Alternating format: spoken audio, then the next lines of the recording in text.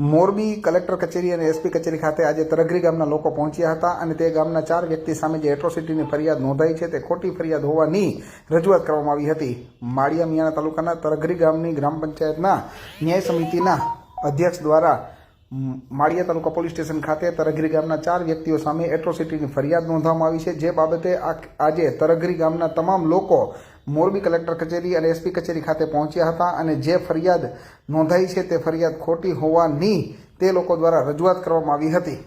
આજે અમારા ગામ તરઘરી મુકામે જે 2 ઓક્ટોબરે ગાંધી જયંતિને દિવસે ગામ સભાનું આયોજન કરવામાં આવેલું હતું।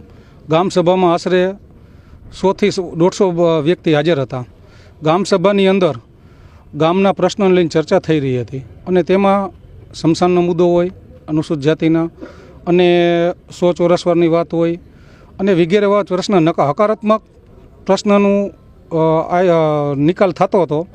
એ સમયે એક મુદ્દો એવો આવ્યો કે અનુસૂચિત જાતિના ન્યાય સમિતિના ચેરમેન ભોગવતા આજ છે 1.5 વર્ષ પહેલાં દીકરીનો જન્મ થયેલો હતો અને 1.5 વર્ષ પછી 3 બાળકોના એ મુદ્દા ઉપર સસ્પેન્ડ થાય એવી વાત હતી અને એમાં ચર્ચાના મુદ્દામાં આ વાતની ચર્ચા થઈ અને જે 4 જણા રજૂઆત કરવાવાળા હતા એના ઉપર ખોટી રીતે ન થાય એવી ચર્ચા અને ખોટી રીતે બનાવેલી એક એટ્રોસિટીની ફરિયાદ દાખલ કરવામાં આવી હતી।